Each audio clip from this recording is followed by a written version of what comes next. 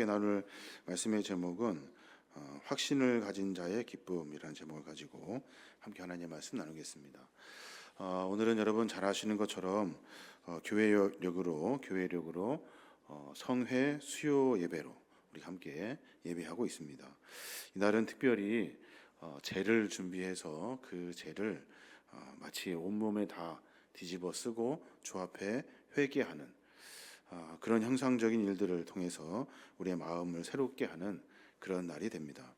특별히 사순절을 시작하는 오늘부터 시작해서 40일 동안 내 죄를 회개하고 또 내 마음을 돌이키고 내 삶을 정비하는 시간, 그 시간을 40일 동안 갖게 됩니다. 주일까지 합하면 사실 46일인데 주일은 주께서 부활하심을 축하하고 감사하는 날이기 때문에 그 날은 빼고 나머지 40일 동안 예수 그리스도의 고난과 죽음을 생각하고 또 내가 그리스도 안에서 과연 바르게 잘 살아가고 있는가, 내 삶을 점검해 보고 돌이키는 그런 날이 될 겁니다. 특별히 저희 교회에서는 40일 동안 지구를 지키고자 하는 환경운동에 대한 이야기를 같이 나누어 보려고 합니다. 나누어 드린 책자에 보면 하루하루 해야 될 일들을 우리가 같이 적어놓고 같이 읽고 그리고 같이 묵상하고 우리의 삶을 점검해 보려고 합니다. 그래서 늘 새로워지고 늘 하나님께 가까이 나아가고 내 삶을 고쳐냄으로 말미암아 하나님의 창조 세계를 보존할 수 있는 그러한 일들을 하나씩 진행해 나가겠습니다. 오늘 함께 나눈 본문의 말씀을 보면 요한이라는 인물이 나옵니다. 이 요한은 세례 요한을 말하죠. 예수님에게 세례를 베풀었던 요한이에요. 오늘 본문은 중요한 질문에서부터 시작합니다. 이 질문은 우리가 늘 언제나 가지고 있는 질문이에요. 또 우리가 언제나 우리가 질문을 던지죠. 이런 질문을 2000년 전에 했던 질문이 아니고 오늘날 우리가 믿음과 신앙을 가지고 있는 나에게, 우리에게 언제나 일어나는 질문입니다. 여기에 대해서 주님이 답변을 해 주셨고 이 이야기를 통해서 우리가 무엇을 정비해야 되는지 그 이야기를 하고 있는 겁니다. 오늘 마태복음 11장과 12장의 연속성상의 이야기를 보게 되면 거기에 보면 예수님의 사역에 대한 사람들의 반응이 나와요. 사람들의 반응. 특히 오늘 본문에 보면 11장에 있는 내용들을 쭉 보면 예수님을 도대체 수용하지 못하는 사람들의 이야기가 쭉 기록되어져 있습니다. 그 중에 첫 번째가 누구냐면 요한이에요. 세례 요한. 이 세례 요한이 예수님에 대해서 의문을 갖기 시작합니다. 과연 그분이 메시아인가? 과연 그분이 하나님의 아들인가? 내가 세례를 주었던, 그리고 또 예수님이 세례 받으실 때 성령의 사건을 내가 목격했던 그분이 과연 하나님의 아들이신가 하는 것에 대한 의문을 세례 요한이 품게 됩니다. 거기에 대한 답을 예수님이 하나씩 해결해 주십니다. 먼저 1절에 보면 그래요. 예수께서 12 제자에게 명령하시기를 마치시고 이에 그들의 여러 동네에서 가르치시며 전도하시려고 거기를 떠나시니라 그래요.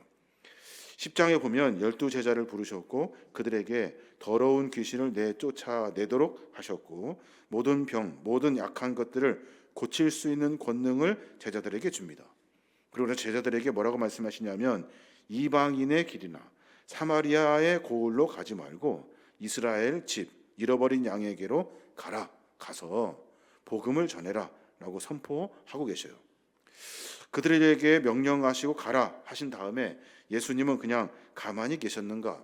그렇지 않죠. 예수님도 역시 똑같이 열심히 그 사역에 동참하고 계십니다. 11장 1절에 보면 예수님이 이처럼 12 제자에게 교훈하신 후에 여러 마을에서 가르치시며 전도하시려고 그곳을 떠나셨더라 그래요. 보내시고 예수님도 역시 떠나신 거예요. 예수님이 하신 일들을 가만히 보면 참 여러 사람들이 생각하기에 참 마음에 들지 않습니다. 여러 일들이 있겠습니다만은 예수님께서 제자들에게 이스라엘의 잃어버린 양에게로 가라 하시면서 예수님도 잃어버린 양들에게 찾아가십니다. 특별히 귀신 걸린 사람, 병들은 사람, 약한 사람, 삶 속에서 연약하다고 하나님을 찾지 못하는, 하나님과 완전히 단절돼 버린 사람들을 주님이 만나시고 계신 거예요. 그 이야기를 들려서 감옥에 갇혀 있는 세례 요한에게까지 들립니다. 그리고 나서 세례 요한이 그 마음 가운데 의심을 품습니다. 과연 예수가 진짜인가? 라고 하는 의심. 보면 2절부터 그런 이야기가 기록되어 있어요. 요한이 감옥에 갇혀 있으면서 그리스도의 하신 일을 듣고 제자들을 예수께 보내 오실 분이 선생님입니까? 아니면 우리가 다른 분을 기다려야 합니까? 하고 물어보게 하였다. 그래요.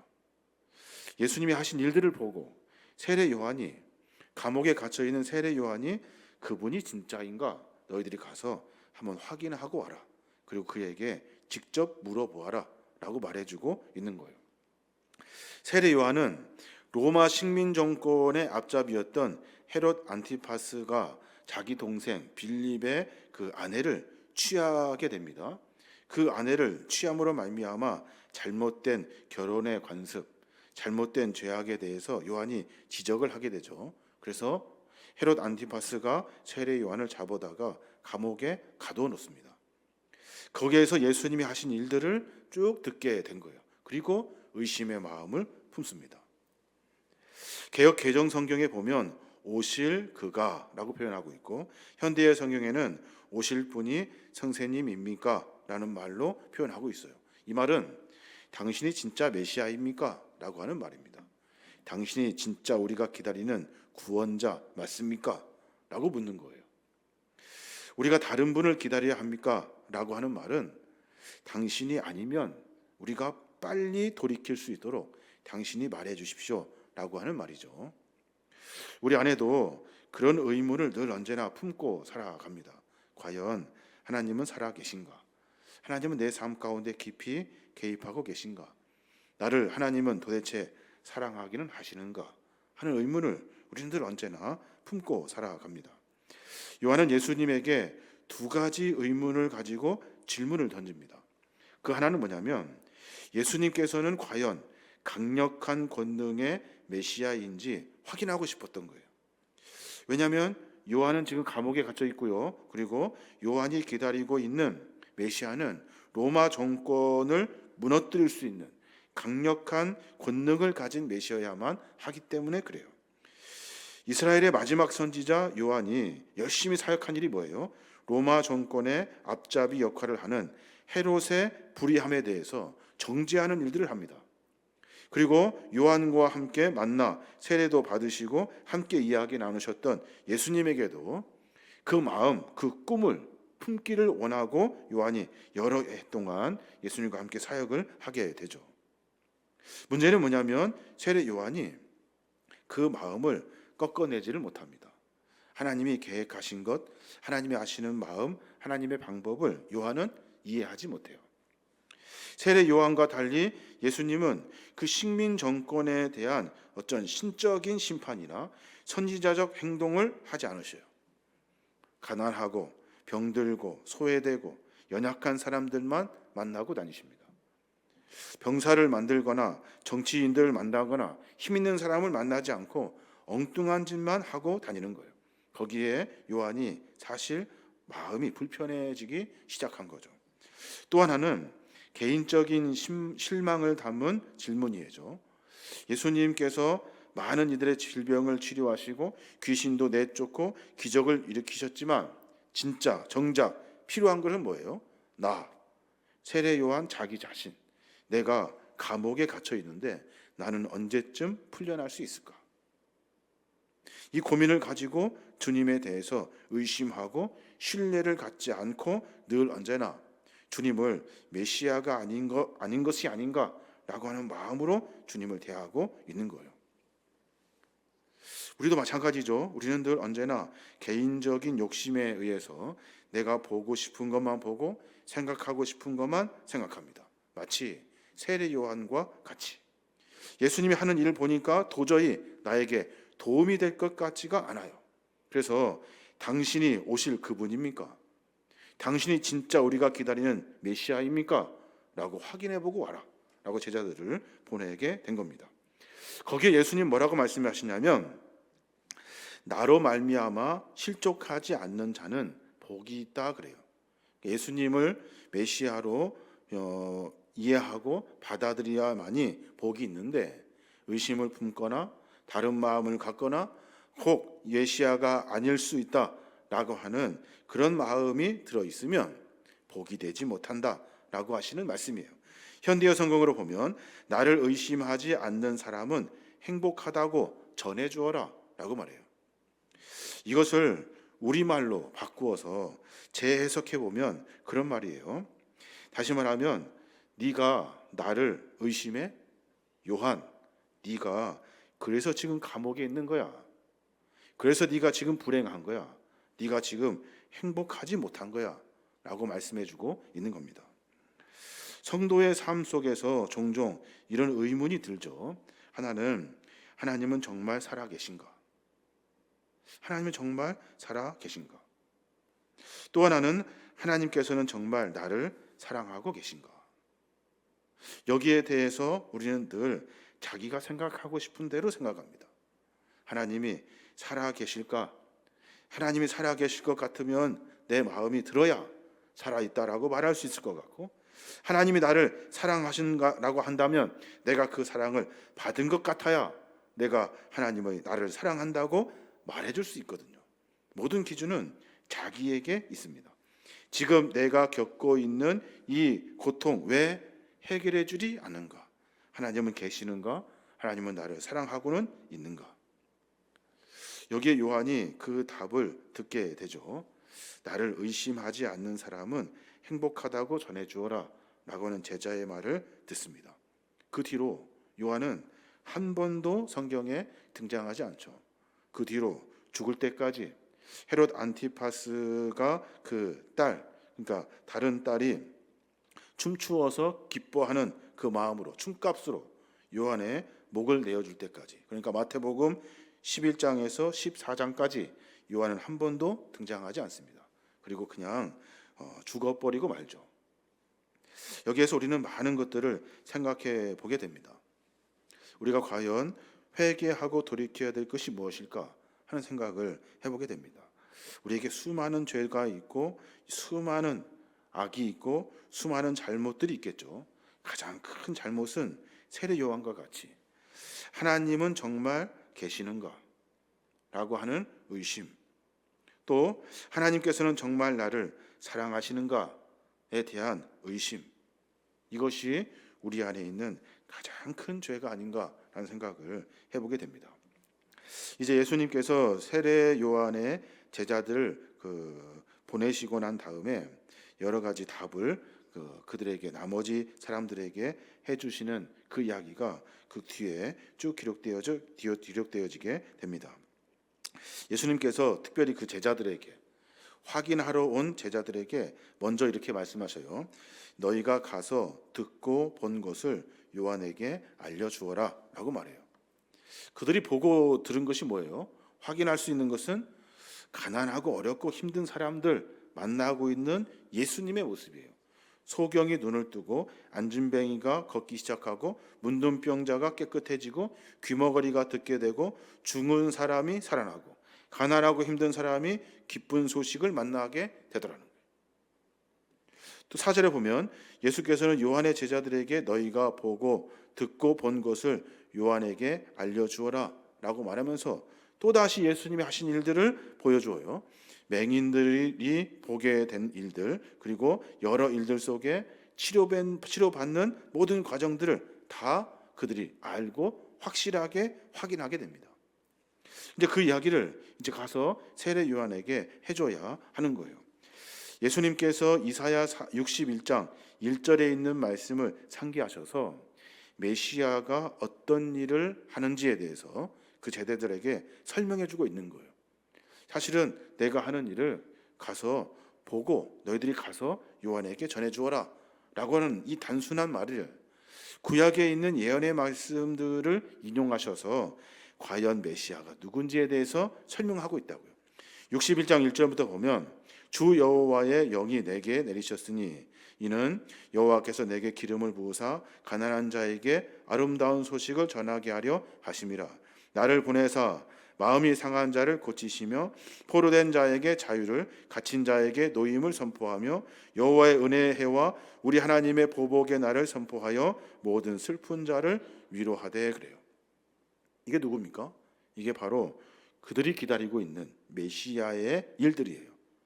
여호와의 영이 그에게 임하고 나를 보내셔서 어렵고 힘든 이들을 돕는, 온 이스라엘 백성들의 그 마음을 어루만져 주시는 하나님의 그 거룩한 사랑의 실체인 메시아 예수 그리스도에 대해서 설명해 주고 있는 거예요. 예수님께서는 세례 요한의 의문에 대한 이 답변으로 구약 성경을 인용하셔서 그 말씀을 설명해 주고 있는 거죠. 예수님의 이러한 답변은 우리 삶에서 일어나는 신앙의 의문들을 어떻게 해결할 것인가 하는 것에 대한 깊은 답을 우리에게 허락해 주어요. 우리는 주님의 마음을 깨닫지 못합니다. 주님이 도대체 무슨 일을 하시는지 도대체 알 수가 없습니다. 안다 하여도 그것은 내 마음에 들어야 돼요. 내 마음에 들어야 그것이 용납이 되죠. 내 마음이 들지 않으면 예수님이 별일을 다 해도 그것은 세례 요한과 같이 불만의 이야기들로만 채워지게 되는 겁니다. 그러면 하나님의 뜻을 어떻게 알 수가 있습니까? 하나님의 뜻은 예수님과 같이 말씀을 통해서 알 수가 있어요. 예수님은 지금 내가 하는 일을 그에게 알려라 라고 하신 것이 아니에요. 예수님은 메시아가 어떤 일을 하는지 구약에 있는 내용을 끄집어 가지고 그들에게 설명해 주고 있는 거예요.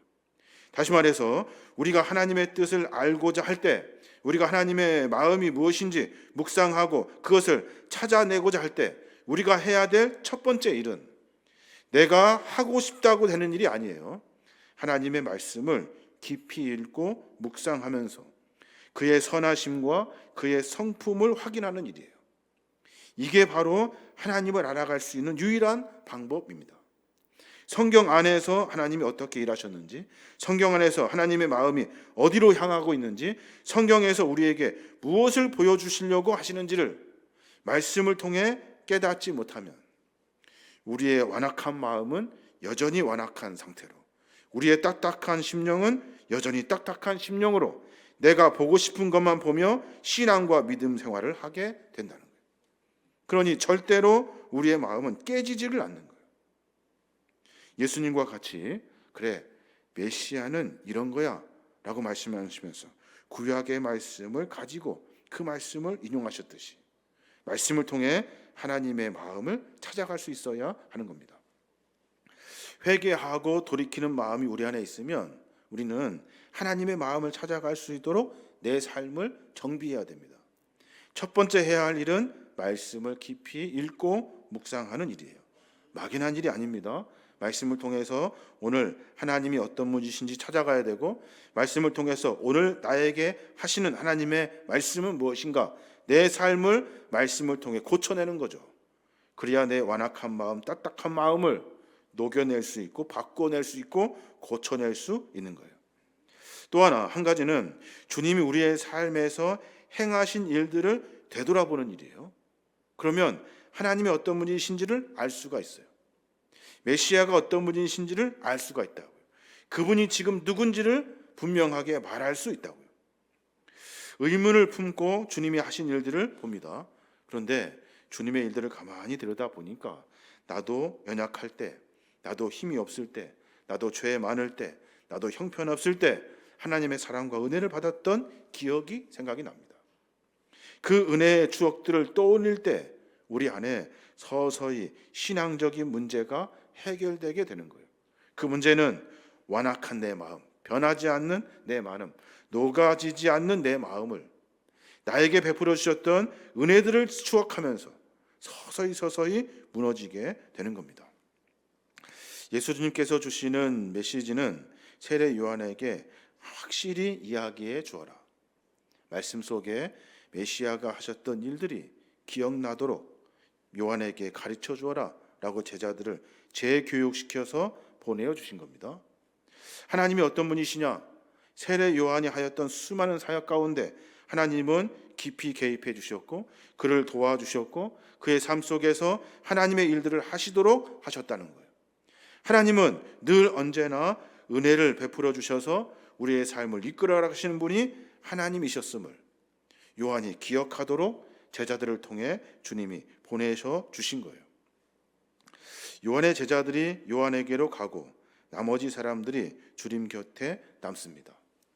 요한은 제자들의 이야기를 듣습니다. 예수님이 하신 이야기를 듣고 예수님이 왜 메시아인지 하나님 주님께서 이사야서에 있는 말씀을 인용해서 했던 이야기, 그리고 말씀을 깊이 묵상하여 그 안에 누가 메시아인지, 메시아는 무슨 일을 하는지에 대해서 쭉 설명해 주고 있는 겁니다. 그래서 요한은 아마도 기록에는 없지만 그분이 메시아임을 의심했던 그 순간들을 아마도 한참을 후회하지 않았을까라는 생각을 해보게 됩니다. 이제 나머지 사람들인데 요한의 제자가 요한에게로 돌아가고 나머지 사람들이 주님과 함께 남습니다. 그러면 주님은 나머지 사람들에게 뭐라고 해줘야 할까요? 오늘 본문에 보면 요한에 대해서 설명합니다. 세례 요한에 대해서 뭐라고 할 것 같습니까? 저런 바보 같은 놈, 어리석은 놈, 그렇게 열심히 사역하더니 헛짓거리 했구만. 아마 우리 같으면 그렇게 말하지 않았을까요? 의심을 하다니, 감히 나를 의심하다니. 요한의 제자들을 보내가지고 요한의 제자들이 나로 하여금 여러 이야기들을 하고 그 답을 얻어가지고 듣고 네가 이해라도 할 수 있을 것 같아? 아마 하셨을 것 같아요. 근데 예수님은 그렇게 말씀하지 않으셔요. 아마 예수님은 요한의 행동을 괘씸하게 생각해도 누가 뭐라고 할 사람이 아무도 없어요. 근데 예수님은 요한에 대한 평가를 분명하게 하십니다. 그 평가를 어떻게 하시냐면 메시아가 오실 때 누가 일하는지를, 메시아가 오실 때 어떤 사람이 어떤 일을 하는지에 대해서 설명해 주시면서 요한이 그런 사람이다 라고 말씀하고 계시는 거예요. 그 이야기가 7절부터 쭉 기록되어져 있어요. 보면 그렇습니다. 그들이 떠난 후 뒤에 예수님은 사람들에게 요한에 대하여 이렇게 말씀하셨다. 너희가 무엇을 보려고 광야에 나갔느냐? 바람에 흔들리는 갈대냐? 아니면 화려한 옷을 입은 사람이냐? 그런 사람은 왕궁에 있다. 그러면 너희가 어째서 나갔느냐? 예언자를 보려고 나갔느냐? 사실 요한은 예언자보다 더 훌륭하다. 이 사람을 가리켜 성경에는 보라, 내가 너보다 앞서 내 사자를 보내겠다. 그가 내 앞에서 내 길을 준비할 것이다 라고 기록되어 있다 라고 말해요. 무슨 말입니까? 요한에 대해서 예수님이 평가를 하셔요. 평가를 어떻게 평가하냐면 너희들이 요한이 광야에 있을 때 왜 광야에 갔니? 너희들은 흔들리는 갈대냐? 줏대도 없이 움직이는 갈대야? 아니잖아. 너희들은 화려한 옷 입은 사람 찾아다니는 사람들이야? 아니잖아. 너희들은 그럴 것 같으면 왕국으로 갔어야지. 어찌해서 너희들이 광야로 갔느냐? 예언자를 보려고 갔느냐? 사실 요한은 예언자보다 더 훌륭하다. 이 사람을 가리켜 성경에 뭐라고 말하냐면 내가 너보다 앞서 내 사자를 보내겠다 그래요.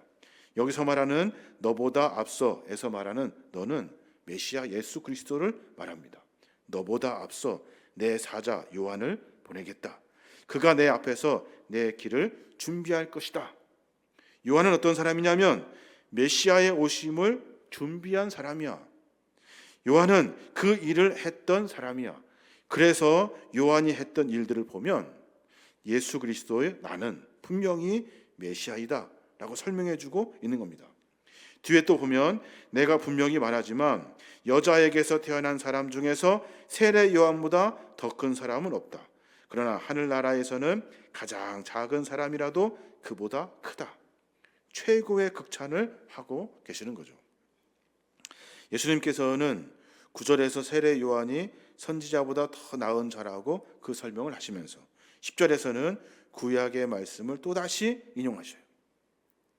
조금은 복잡하지만 말라기서 3장 1절에 있는 말씀을 그대로 가지고 와서 설명해 주셔요. 왜냐하면 메시아가 오시기 전에는 반드시 선지자가 오셔야 되거든요. 그 선지자가 누구냐 하면 세례 요한이라는 거예요. 말라기 3장 1절에 보면 만군의 여호와가 이르노라 보라 내가 내 사자를 보내리니 그가 내 앞에서 길을 준비할 것이요 또 너희가 구하는 바 주가 갑자기 그의 성전에 임하시리니 곧 너희가 사모하는 바 언약의 사자가 임하실 것이라 그래요. 내가 내 사자를 먼저 보낸다는 거예요. 그 사자가 누구라고요? 세례 요한이에요. 세례 요한이 그 사자이면 예수님은 메시아 예수 그리스도가 되는 거예요. 예수님께서 이 말씀을 인용하시면서 너희가 구하는 주님, 너희가 찾고 있는 메시아가 나다라고 설명해 주고 있는 겁니다. 다시 말라기 4장 5절에 보면 보라 여호와의 크고 두려운 날이 이르기 전에 내가 선지자 엘리야를 너에게 보내리니 그래요. 말라기에 그렇게 예언해 놓고 있어요. 선지자와 같은 선지자, 엘리야와 같은 선지자를 너희에게 보내주겠다라고 말씀하시고 약속하셨거든요. 그 말을 14절에 하고 계셔요. 보면 너희가 받아들이기를 원한다면 요한이야말로 오기로 되어 있는 엘리야다 라고 주님이 가르쳐 주어요. 예수님은 선지자 엘리야가 바로 세례 요한임을 말씀하시고 세례 요한이 엘리야가 준비한 길로 오시는 예수 그리스도 메시아가 곧 나라고 설명해 주고 있는 겁니다. 이제 많은 사람들에게 요한이 누구인지 설명하면서 주님이 메시아이심을 증명하고 있는 겁니다. 사랑하는 여러분, 여러 말씀을 드렸습니다마는 우리가 깊이 생각해 봐야 합니다. 주님은 우리를 위해서 이 땅에 오셨습니다. 하나님은 살아계셔서 우리의 삶 가운데 개입하고 계십니다. 하나님은 은혜 하나님이셔서 우리에게 은혜를 베풀어 주시는 분이 주님이십니다. 그런데 우리는 하나님이 계신지에 대한 의심을 품습니다. 예언의 약속의 말씀이 성취되고 있다는 것을 주님이 말씀하셔요. 세례 요한에 대해 설명하고 말씀하시면서 너희들이 그렇게 쫓아다니고 추앙했던 세례 요한이 예수 하나님께서 약속하셨던 메시아의 전에 오실 엘리야와도 같은 선지자이면 나는 뭐냐라고 말씀하고 계시는 거예요. 늘 언제나 우리는 주님에 대한 의심, 주님에 대한 불신, 어쩌면 주님에 대한 거짓의 마음으로 신앙과 삶을 살아가고 있지 않은가 하는 생각을 해보게 됩니다. 또 하나의 사람들이 있어요. 그 사람들이 누구냐면 그 시대의 사람들입니다. 오늘날 우리의 사람들 16절에 보면 예수님이 가장 안타까워하시는 것을 설명해 주셔요. 세례 요한의 질문도 제자들에게 했던 예수님의 사역도 그리고 예수님을 메시아로 구별하지 못하는 요한과 제자들 주변의 많은 사람들 뿐만 아니라 더 큰 문제가 있다는 거예요. 더 큰 문제가. 그 문제가 뭐냐면 이 시대 사람들이에요. 이 시대 사람들을 무엇에 비할 수 있을까 하시면서 걱정하셔요. 이들은 마치 장터에 앉아서 자기 친구들에게 우리가 피리를 불어도 너희가 춤추지 않고 우리가 상여 노래를 불러도 너희가 울지 않았다 하고 말하는 아이들과 같다는 거예요. 메시아가 왔는데, 오기 전에 선지자가 왔는데, 수많은 기적과 이적을 보여주는데 많은 사람들이, 연약한 자들이 벌떡벌떡 일어나고 힘을 얻어서 다시 새 삶을 살아내는데 이 시대의 많은 사람들은 느끼지를 못한다는 거예요. 깨닫지를 못한다는 거예요. 예수님 당시 아이들이 놀이를 하는 것을 두 가지 놀이를 해요. 결혼놀이와 장례놀이를 합니다. 결혼놀이에는 이렇게 역할 분담을 하죠. 신랑, 신부, 피리를 부는 연주자, 그리고 춤추는 사람들 이렇게 역할 분담을 해가지고 피리를 부는 흉내를 내면 춤추는 역할을 했던 아이들이 춤을 춰줘야 돼. 그런데 춤을 추지 않습니다. 동그랗게 서로 자기 역할을 해줘야 그게 결혼놀이가 되는데 그 놀이가 안 되는 거죠. 전혀 느낌이 없어요. 감각이 없어요. 또 하나 장례놀이가 있어요. 장례놀이 할 때 죽은 메뚜기들을 다 모아가지고 통곡하며 가슴을 치는 흉내를 낸대요. 그리고 장례 행렬을 돌로 이렇게 연결해가지고 그것을 가지고 노는 그런 놀이 풍습이 있대요. 그런데 통곡을 해도 통곡을 하기로 한 아이가 가슴을 치며 울지를 않아요.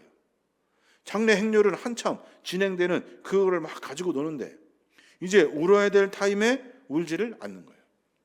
예수님의 비유의 말씀이 그거와도 같은 거예요. 장래놀이를 해도 결혼놀이를 해도 꿈쩍도 안 한다는 거예요. 별 일들이 다 일어나도 이 시대 가운데 하나님이 무엇을 말씀하시는지를 깨닫지 못한다는 거예요. 특별히 창조 세계가 파괴되고 있는 이 순간에 사람들은 아무렇지도 않다는 거예요. 상관없이 살아가고 있다는 거예요. 옆에서는 막 별일이 다 일어나는데 아무렇지도 않아요. 이 시대를 무엇에 비유할까?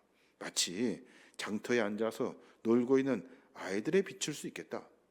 피리를 불어도 춤을 추지 않고 상여 노래를 불러도 울지를 않으니 그 일이 어떻게 아이들 속에서 일어나겠는가? 그것이 어떻게 놀이가 되겠는가? 그것이 어떻게 아이들의 그런 놀이가 되겠는가? 라고 설명해주고 있는 겁니다. 무반응, 이것이 더 큰 문제다라고 말씀해주고 있는 겁니다. 무반응, 우리도 잘 하잖아요. 별일이 있어도 끔찍도 하지 않습니다. 무슨 일이 있어도 우리는 여전히 자기 중심으로 살아갑니다. 요한에 대해 사람들은 그 순수했던 마음들을 다 무시해버려요. 예수님에 대해서 모든 사람들이 다 자기를 위해서 오셨던 예수님의 희생을 다 헌신짝처럼 다 버려버립니다. 마음이 애통함도, 마음의 근심도, 주님을 향한 사랑의 마음도 다 없어요. 아무렇지도 않아요. 십자가에 주님이 죽는데도 불구하고 멀쩡하게 아무렇지도 않게 살아가고 있다는 거예요. 이런 일들이 수없이 반복되고 있다는 겁니다. 오늘 말씀을 통해서 무엇을 회개해야 할까라는 생각을 가지고 말씀을 보게 됩니다. 무엇을 회개해야 할까요? 여러분, 첫 번째는 우리가 하나님을 인정하지 못함, 하나님이 살아계심을 고백하지 못하는 우리의 연약한 마음을 우리가 먼저 회개해야 합니다. 하나님은 어떤 분이십니까? 하나님은 우리와 함께 하시는 분이시고 우리의 삶을 이끌어 가시는 분이 하나님이십니다. 근데 우리는 세례 요한과 같이 의심하는 마음으로 주님과 믿음과 신앙을 이어갑니다. 우리의 믿음을 다시 한번 붙잡아야 될 줄로 믿습니다. 뿐만 아니라 예수님을 쫓아다녔던 수많은 사람들이 말씀을 보질 않아요. 말씀을 통해서 그 이야기를 예언해 주셨는데 말씀을 깨닫지를 못해요. 알지를 못합니다. 가까이 하지를 않아요. 그러니 늘 언제나 내 마음은 내 마음대로 살아요. 하나님의 말씀으로 내 마음을 무너뜨릴 수 있는 기회를 놓쳐버립니다. 그래서 결국에는 하나님이 약속하셨던 메시아를 구별해내지 못합니다. 알아보지를 못해요. 또 하나, 이 시대 많은 사람들과 같이 옆에 별일이 일어나도 꿈쩍하지 않습니다. 꿈쩍하지 않아요. 아무 생각 없이 방만한 태도를 가지고 여전히 내 고집을 가지고 살아요. 세상의 모든 일들 속에서 무너져 가고 있는데, 다 파괴되어 가고 있는데 그 일을 깨닫지를 못한다. 그러니 2000년 전에 있었던 예수님이 많은 사람들과 했던 대화 속에서 우리는 오늘 내가 무엇을 회개해야 하는지에 대한 말씀을 듣고 내 삶을 정비해야 하는 겁니다. 마지막으로 예수님께서 하나님의 지혜에 대해서 설명하셔요. 하나님의 지혜를 갖자 이거죠. 그 지혜를 어떻게 알 수 있을까요? 19절 하반절에 보면 그래요. 그러나 하나님의 지혜는 거기에 따르는 결과로 옳다는 것이 입증된다 그러셨어요. 하나님의 지혜. 내가 하나님의 지혜를 받아가지고 내가 뭔가 막 지혜롭게 해야 되겠다. 이렇게 우리는 쉽게 이해하고 설명합니다. 근데 하나님의 지혜는 그런 것이 아니래요. 하나님의 지혜는 네가 살고 있는 삶의 결과래요. 네가 살고 있는 삶의 결과가 옳으면 그것이 하나님의 지혜를 쫓은 삶이 된대요. 네가 있는 삶의 여러 가지 결과가 옳도록 늘 하나님의 지혜를 쫓아야 한다는 거죠. 하나님의 지혜는 거기에 따르는 결과로 나타난다 그러셨어요. 하나님의 지혜를 쫓아 살아가는 우리 모두가 되어야 될 줄로 믿습니다. 늘 언제나 하나님이 원하시는 것이 무엇인지 내 삶을 고쳐내어야만이 내 삶 속에서 귀한 열매를 맺으며 살게 되는 겁니다. 내 고집을 가지고 내 마음의 완악함 가지고 하나님도 구별하지 못하고 메시아도 모르고 시대와 같이 무덤덤한 사람으로 살게 되면 내 삶의 결과는 옳지 않은 것으로 가게 되어 있다는 거예요. 고치고 변화시키고 달라지는 마음으로 삶을 고쳐 살아야 우리가 지혜로운 사람, 하나님의 지혜를 가지고 귀한 결과를 맺을 수 있는 믿음의 사람이 될 수 있다는 겁니다. 오늘 사순절을 시작하면서 우리가 여러 가지 생각하고 고민해 봐야 됩니다. 우리는 40일의 시간을 또 보내게 됩니다. 분주하고 바쁘고 어렵고 힘든 일들이 우리의 발목을 잡습니다. 우리가 앞으로 신앙생활을 잘할 수 있는 기회를 다 못하게 발목을 잡아요. 여러분, 반드시 잡습니다. 그러니 잡을 줄 알고 대처하셔야 돼요. 고칠 수 있도록 내 마음을 다 하나님의 마음으로 바꾸실 수 있어야 돼요. 내가 잘못한 것이 무엇인지를 알고 하나님을 다시 만날 생각을 하셔야 하는 겁니다. 저는 절기가 계속 반복되는 것, 이 절기를 왜 이렇게 반복시키는가 라는 생각을 해보게 됩니다. 아니, 마치 은혜 받은 사람이 절기에 참여할 수 있도록 하면 참 좋겠는데 누구나 누구에게 똑같은 절기를 계속해서 반복하고 계셔요. 이 절기는 조금 알고 깨닫는 것으로 멈추서는 안 되죠. 이 절기는 각자 우리에게 우리의 삶에 작은 것이라도 고치려고 하시는 하나님의 계획이 그 안에 들어 있는 겁니다. 사순절의 시간을 통해서 우리의 삶을 정비해 보고 내가 회개할 것은 회개하고 하나님을 깨닫지 못한 어리석음을 돌이켜 하나님을 알아갈 수 있어야 하는 겁니다. 그런 삶으로 말미암아 40일 동안 우리가 창조 세계 보존을 위한 영혼의 몸부림의 시간들을 가지려고 합니다. 하루하루 우리가 해야 할 일, 우리가 생각해야 될 일들을 점검해 보고 그 일들을 실천해내는 거죠. 그래서 삶 속에서 귀한 열매를 맺어갈 수 있을 줄로 믿습니다. 여러 가지 길게 말씀드려서 죄송한데 우리의 삶 속에서 하나님의 은혜를 만나서 다시금 새로워지는 귀한 사순절의 기간이 되시길 주님의 이름으로 축원합니다. 아멘.